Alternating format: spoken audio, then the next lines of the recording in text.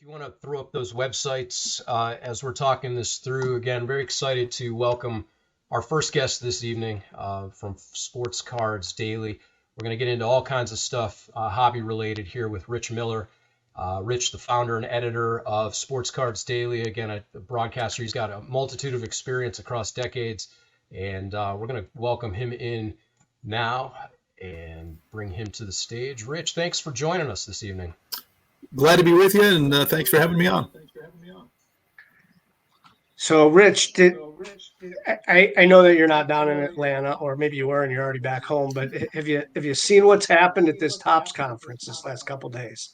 Yeah, we've been writing about it. It's a lot of announcements as usual coming out of there. I think we talk about redemption cards and what they did with that, extending the redemption opportunity for collectors who get a redemption card out to 10 years. That's certainly been big news. Fanatics announced a couple of new shows that they're having in addition to the Fanatics Fest that they announced a couple of months ago. That now they're going to have a similar event in Orlando later this year, November, and then also a smaller, more card-oriented show in Pittsburgh.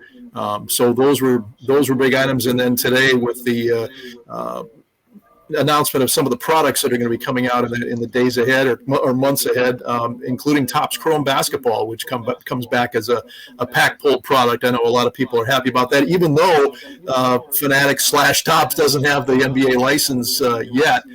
They will have Wembanyama autograph cards in packs now, and also LeBron James. So that's a big deal, for basketball collectors who've been asking for that for a long time. It's now starting to come to reality, even though the cards themselves won't be NBA licensed. If they can get creative enough to make them look decent enough, I think the sales could be very, very good for those types of products. And then they also announced a lot of other football products that'll be coming out. Above and beyond what they've done so far with the college products, it looks like we're actually going to see, even though it's not an NFL licensed product, again, you're going to see kind of something more leaning in that direction where they use their player exclusives to get autographed cards of guys like C.J. Stroud into packs, wearing what is obviously a Houston Texans jersey, even though they can't show the trademarks, the logos, or put the nicknames of the teams on the cards. So they're making progress in that area. So a lot of stuff happening down there. That was even just not all of it, but those were some of the highlights that we saw from a couple of days.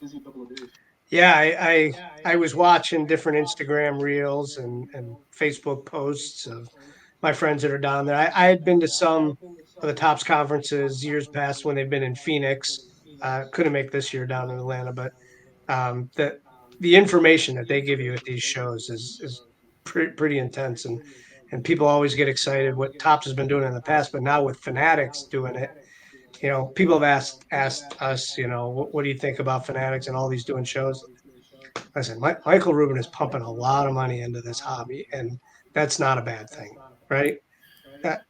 Cards are not going away. Whether you like or not what the packs and the wax stuff is, cards are not going away, and that's really the main takeaway. Well, I think the commitment is bigger than it's ever been before, not just from the standpoint of the manufacturer having money into it, but now the players associations are also invested into this. So there's a lot at stake, and they need to grow the business, which brings up a lot of interesting questions about how are they going to do that without watering down the value of some of the cards. Rich, let's take people back a little bit into Sports Collectors Daily and a little bit of your history on how you got started in the business, and give us the context of when Sports Collectors Daily came into the fold and your original foray into that. Yeah, we launched way back in 2006, so coming up on 18 years this summer. I was in broadcasting for many, many years and on the sports side, but always had been a collector, and so I decided, we kind of could use something that was published more than once a month or once every 2 months. Because I thought there was just enough going on in the hobby, even at that time. This is 2008 or 2006. I'm sorry. to do something every day, even if it was just a couple of paragraphs on something happening, or being in media, I had access to stories that were produced on a local level. So I thought, let's put those all into one place, and we tried to make it as expansive as possible, so that whether you collected vintage cards, modern cards, game worn jerseys, autographs, whatever it was, maybe there wasn't something for you there multiple times a day, but hopefully a couple of times a week, at least there was one story to where you would go and find something of interest. And so that's kind of how I approached it. And so since then, we've produced over 18,000 stories on every element of the hobby you can imagine, from fraud to licensing to crime to new product releases to just industry stories in general, and some of the great finds we see. People that come up with go into their attics and pull out cards that they don't know what the value is, and all of a sudden it shows up at auction, and it's something really rare, which is always a fun thing to do, to talk about, and for us to write about. So it's been an interesting ride to see what's happened in the hobby over all these years. And at its heart, it's still very much the same, even though we talk about a lot of changes, especially in the last few years since the big COVID boom. You can still go to a card show with $20 in your pocket and kill a half an hour, looking through dollar boxes or quarter boxes, or buying packs. And, yes, some things have gotten to be very expensive, but I always tell people, when you complain about the number of new products out there, you are never going to own everything anyway. It's physically impossible. So don't worry about it. Collect what you want to collect, and have fun with it. Yeah, no doubt. There's got to be, as you said, a lot of stories from crime to fraud to the fines. Do you have a most interesting story that you remember writing about? Well, I think the first one that comes to mind is one that happened just a couple of years ago. There was a gentleman who collected on the East Coast, and he was just a very quiet guy, a very family-oriented guy. They called him Uncle Jimmy. His family knew he collected, but none of them really had a strong interest in what he had, and he didn't really, he wasn't online, and he wasn't in forums talking to collectors. I don't know that he went to shows or all, but he was just a very quiet guy who had been collecting since the 1930s when he was a kid, collecting cards and sending them away for autographs. And this collection came into Wheatland Auctions in Lancaster, Pennsylvania. And when they started showing off what he had throughout his house, it was just jaw-dropping. I mean, autographed cards of Babe Ruth that he had gotten when he went to games, or mailed in for autographs, mailed to players, long before most people were doing it. He just had some amazing things that it just goes to show you that there's so many people out there that you don't know are avid collectors, but they have some remarkable stuff. But just a sweet old guy, and he was very much a pure hobbyist at heart, and it was nice to see that collectors have a chance to keep his collection alive, because a lot of the things that they were graded by PSA had the provenance on the label of what they graded, which said Uncle Jimmy Collection. So I thought that was kind of nice. Yeah, I remember reading about that, and I think there was a video about it somewhere too that I saw. But yeah, got a lot of media attention. Yeah, it's amazing. Like some of these finds, and you just see like a pack of cards fell in between a staircase from 1952. Like it's amazing how much stuff is out there. Like, do you ever think we'll see unopened boxes of 52 tops still? Well, I've learned to never say never in this, as long as I've been writing about it all these years. You go back, I think maybe 7 years or so, and we had the beer box find out of Tennessee, where this family had gone into their attic and found that they had boxes of unopened product from 1948 Bowman baseball and 1965 Topps football, and just an amazing assortment of things. And the person who had originally owned those items or gotten a hold of those items worked for a card manufacturer at the time, and so they were basically collecting all these things sort of as research, what are my competitors doing? What are other companies in this confectionery space? What are they doing? So they would buy these products. And of course, at the time, they weren't worth anything more than the 5 cents it cost for a pack. So they were put away and forgotten about. And the family, once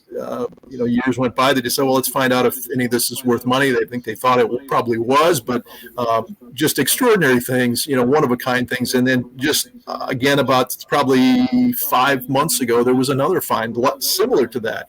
On the East Coast, where this person had put away all kinds of vintage, what are now vintage boxes of baseball cards, cello packs of 1967 Topps football that we've never seen before.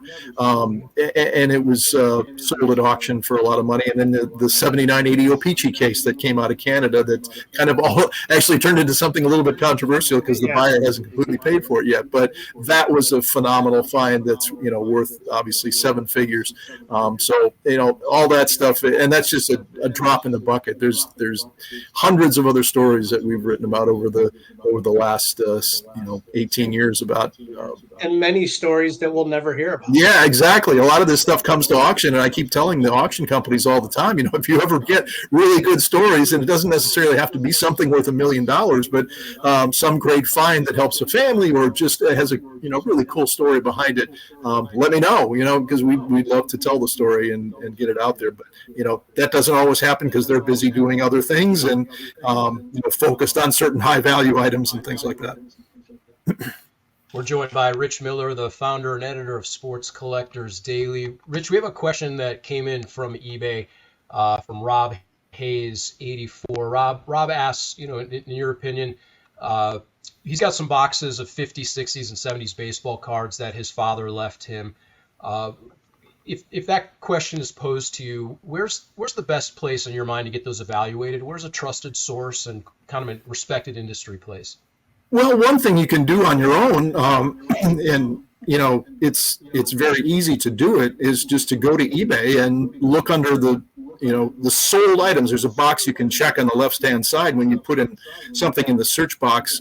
You can check a box on the left-hand side that says sold. That'll bring up sold items because you can list anything on eBay for any price you want. I can take a quarter out of my pocket right now and put it up on there for $20. It doesn't mean it's worth $20. It means it's worth a quarter. But sold items will give you a sense of the marketplace.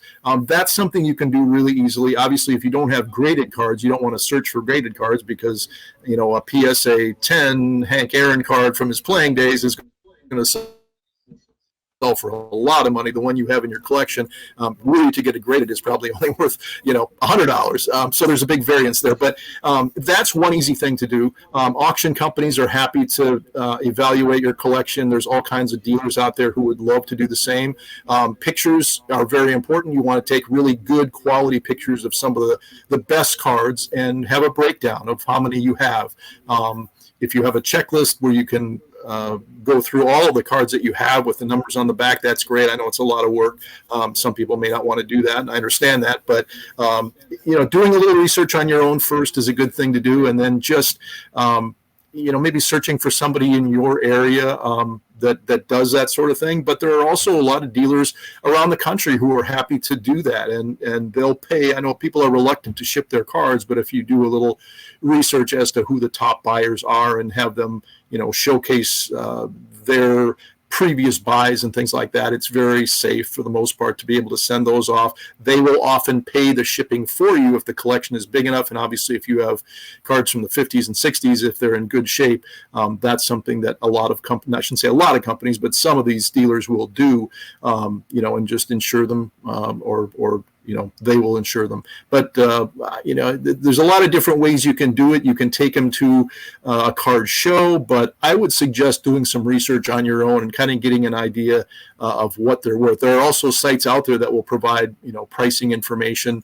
You just have to make sure that it's accurate and that you're talking about the exact same thing when you do it. Yeah, no, we appreciate that. Rob appreciates that. I know he joins a lot of our streams, so I'm glad that he asked that question. And not to hear just the answer from us, right? I mean, it's great to hear it as well. I see that you have an uncut sheet behind you. Is that? Yeah. Other side. Yeah. It's a 1976 Topps uncut sheet. If you can way, I don't know if the camera can pick it up, but way up in the corner, there's a Hank Aaron card. So that's kind of why I have that. And then behind me is that's a 19th century Harper's woodcut, right level with my ear there. Those are really neat. Highly suggest if anybody that wants to dip their toe into pre-war stuff. The woodcuts are really inexpensive and they're phenomenal. The artwork is terrific. They were things that appeared in publications back in the day, and they're original. And so it's just really neat. And then on the other side, I've got some boxes and sets and things. The boxes are not full. I wish they were. I wish that was a box of 1962 Topps baseball cards. That would really be awesome. But it's empty. So I've got a collection of those. It's kind of just fun for display. What excites you these days, Rich? After a few years, I don't want to date yourself in the hobby, but if you've been collecting and writing about it all these years, what do you get excited about these days? Yeah, I'm still kind of an old school collector. Back when I was getting started, even as a kid, and I kind of learned about what the adult collectors were chasing. We were all set collectors because there wasn't anything else. You couldn't buy a pack that had a jersey card in it or an autograph. And the only game in town basically was Topps. Occasionally they would put out sidebar type sets, like in 1979 they did the little test comic things for one thing, or you could go and buy some regional sets somewhere that were issued by a team, or the Kellogg's cards were great for that. Back 1970 to 1983 they put those out where you buy a box of cereal and it had a card inside and you could send away for a set. Anybody that collects vintage cards knows about those, but for the most part that was kind of it. So you went back in time, and the way you collected was, okay, let's get this year's set. Now let's go back and see if we can put together a set of 62 Topps or 55 Bowman or whatever you wanted to collect. And it was just kind of a matter of where you wanted to start. But that's kind of how my whole experience has gone. I'm still pretty traditional in that regard. I do have some other things. I've got some old World Series programs from the 30s, and I've got a set of Heartland statues and from the 50s and 60s when those came out. I used to actually set up at a card show in Milwaukee next to the guy who was the original artist for Heartland.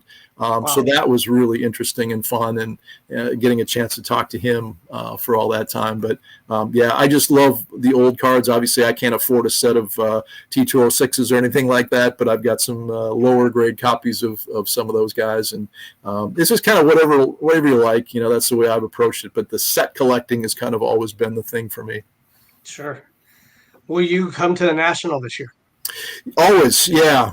Always come to the National. We always do a lot of coverage of the show and do a lot of features up there. So looking forward to going back to Cleveland again this year. It's always a good time, and try to do some work, but also have some fun walking around, because it is Disneyland for collectors. I mean, it's you can go around all 5 days and still not see everything, and still not have a chance to look through everything. It is truly an amazing show, and we Jeremy and I have discussed this on our shows all the time. Now Jeremy's not the card guy, but the event producer, and Jeremy's actually produced the National at the IX Center 5 different times. So I mean, he's very familiar with how that floor is laid out. Or I know the hall is going to look a little different this year, but the Ferris wheel's gone, right? Ferris wheel is gone. The Ferris wheel's gone. Yeah, I can still see that show in my sleep, though. I was first introduced to that world in 2000 back in Anaheim. I went out there and I got to meet John Brogy and Mike Burkus and Bob Wilkie at that time, and we produced it in 2001, and then back in 04, 07, 09, and I think 13 through that cycle, and lived quite a journey through there. Etta Hirsch was president through most of those years of the board, and of course there was the Bob Collins, Jack Kagoma years, and then Bob Byer snuck in there for a little while, and it took a detour, and then it ended up back with Mike and John. Unfortunately, Mike passed away a few years ago, and then John has transitioned into a new group this year. So that show is it's an amazing evolution of what the industry has become. Yeah, first one back in the '70s was held in a hotel ballroom out in Anaheim, Mhm. and obviously it's grown incredibly since then. I know that there was talk that maybe Cleveland was kind of off the schedule after they had to cancel with COVID. So it's nice to see it come back, and because the convention center was, having some issues as so many businesses were back then, and so it's great to see it back on the schedule. And I know a lot of people who don't live in the Midwest kind of complain about, the fact that it goes Chicago, Cleveland most of the time, the rotation of it. But I understand why they do it that way, and it's centrally located, which helps a lot. And the other thing is that if you can't make it to the National, there's so many big shows that have popped up now, not as big as the National maybe, but some of them very close.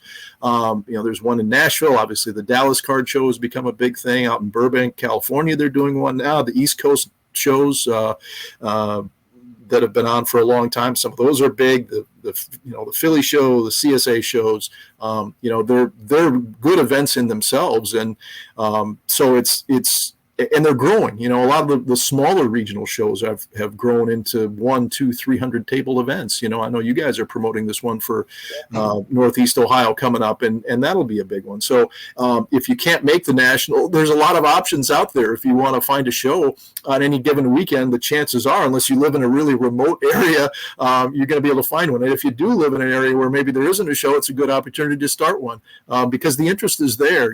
I've been to a bunch of shows lately, and mostly, Cincinnati, Nashville, St. Louis area. And, the traffic is very, very good. Even here, I live in Evansville, Indiana. There was a show at the local armory here that drew 140 tables, one day show. And there were a lot of people there. It kind of trickled off about after 1:30 or so. But when, the doors open for those first 3 hours, it's very busy, and you would not have seen that 5-6 years ago. So the interest that has been sustained since the big COVID boom is pretty good. I think there's certainly some of the prices have come back to more normal levels, not everything, but they've come back to kind of the pre-COVID area, which that wasn't a normal time anyway. But the interest in shows is right up there with some of the big things that have happened as a result of the boom. The shows are very healthy, very strong, and no matter where you go, they seem to be doing really well, which is great because it's a cheap way to introduce yourself to the hobby. Most of them are either free admission or $1 or $5, whatever, and you can walk around all day and chat with dealers and look at stuff. There's nothing like looking at a card, that's right in front of you rather than trying to buy one online. It's nothing wrong with that. I do it all the time, but it's a much more fulfilling thing, I think, sometimes when you can actually go through the cards and you get a chance also to, physically see them in your hand. And so exactly what it looks like, especially if you're buying a vintage card or a really expensive modern card, and you get a chance to talk with other people while you're there and kind of have that communal experience. So I'm a big fan of shows. I love them. I go all the time. Yeah. So with Jeremy and the National, like the years in the 2000s and the '05 and the 10, while those Nationals were really busy, Jeremy went to the National again for the first time in probably 10 years last year. And not that I'm going to put words in his mouth, but he just said, wow. Yeah. Right.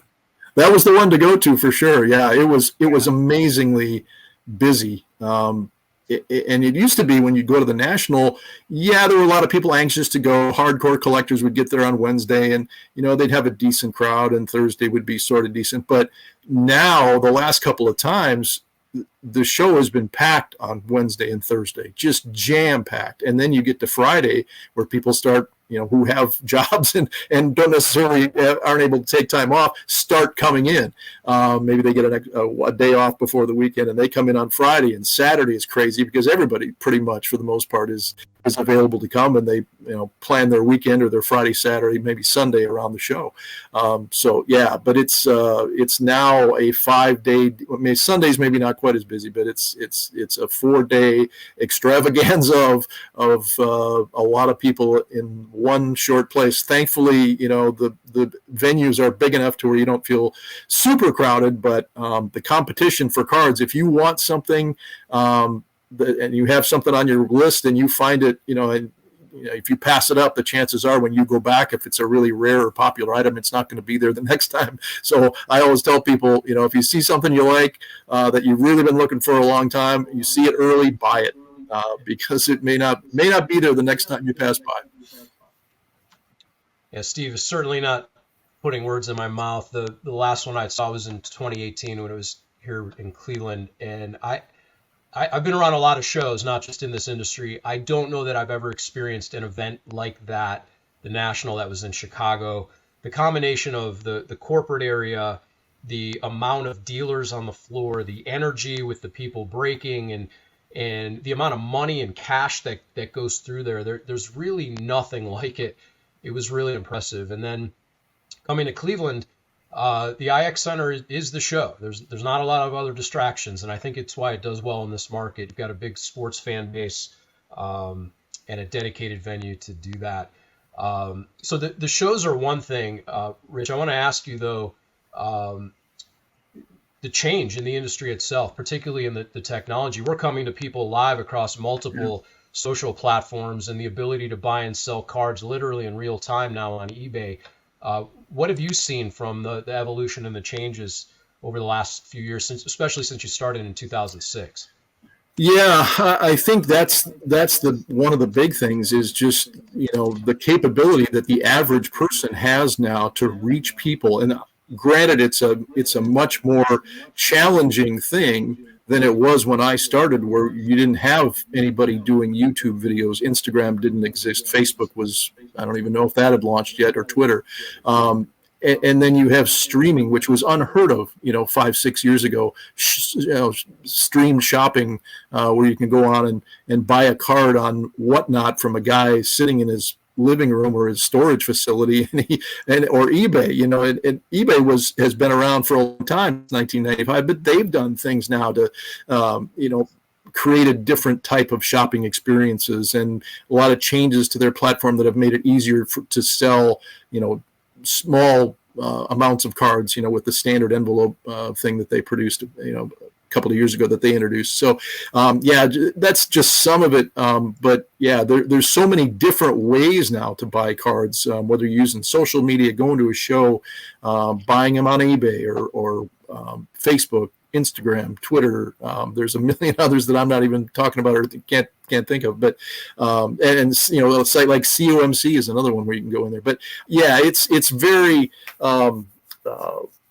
it can be a little bit overwhelming, I think, for older guys, and I'm including myself in that. I get paid to write about this stuff, but there's a lot of things like that I don't even understand that have come into play. But that'll all shake out, it always does, and people will get to understand how to do things. eBay was a shock to people when it first came in 1995, 96, I think was the first time that we started seeing cards pop up and memorabilia and things like that. But eventually it became the go-to place for millions of people when they want to buy cards. And then you have, it's a matter of feeling comfortable with the technology, and the simpler it is, the better it is, so more people can participate. And I hope the companies that are involved in technology and in cards, whatever that is, whether it's a price guide service or streaming service, whatever it is, I think the most important thing is to keep it simple, to allow people who maybe aren't super technologically, that's not their thing, to keep them from saying, oh, I don't want to use this because it's just too complicated for me. I'm not a technical person. And I think those are the companies that'll be the winner in all this, where you don't need a PhD in computer science to figure out how to participate in whatever they're trying to do. Yeah, it's amazing with the push of a button what you can now find and purchase and sell, all within 30 seconds, right? Yeah. But it gets cards in the hands of people that want them, whether they're a collector or whether they're buying to resell or what. The cards are there and they're available to everybody. And everybody has their favorite. Some people, try a lot of different things. They're on a lot of different platforms now, and there are websites like Mascot that will allow you to list a card and then spread that listing to multiple places. That's a big thing, but everybody kind of has their favorite. Some people swear by one platform, and somebody else might not like it at all. So it's just a matter of kind of trying some of those places out and figuring out what works best for you and what you like to spend time with, because it's supposed to be a hobby. You gotta stick with what you really like and how it works for you. And if it doesn't make your life more complicated, that's the best thing. Yeah, and it's so amazing that we talk about that. And one of my best friends in the hobby does nothing on social media. He buys and sells cards at shows and is probably one of the largest vendors in the country. And a lot of people old school know who he is, but nobody young knows who he is because he's not on social media. Yeah. And there's still a lot of people that do it that old school way of doing the shows, buying and selling, and that's it. They go home and they wait for the next week. Yeah, and they're not all old. They're not all old people either. That's the first thing a lot of people think of. Oh, Right. It's just some old guy who doesn't know how to use the technology. But I see a lot of younger dealers. When I say that, I say guys in their 30s and 40s who are they just social media isn't their thing, and they're not on Facebook, and they're not on Twitter, and they're not on Instagram. But they have a perfectly exceptional business by just going to shows and buying and selling. And like I talked about earlier, there are plenty of places to do that. Plenty of shows, even shops. They'll go to shops and travel around and buy cards and sell cards. So no, you don't have to embrace the new technology if you don't want to. I'm probably one of those guys who kind of uses everything. Because I feel like I need to learn and to know that, because I write about it all the time and I want that first person experience with it. But I can also, when I go to shows, I can tell that there are guys who just as soon stay under the radar. And a lot of times it's not even that they're selling it at shows. They're making private deals with each other because they've got a network list of contacts and people that they stay involved with, and it's all very quiet, under the radar. Not to say that there's anything illegal going on, but it's just that's their networking at work. They find and add to their list of contacts and leads that they get to buy cards all the time. You can go on one of these platforms and like Whatnot. There's a guy that is on there that I buy from quite a bit, and he always says, well, tomorrow I'm going to buy a collection. Well, and it wasn't from something that he advertised for. It was just somebody told somebody who told somebody else that this guy buys cards, and he gets a call and he goes and finds this great collection. Yeah. Yeah. Well, I know you pressed for time and you got some places to go. Why don't you tell people what's the website and where can they read your columns?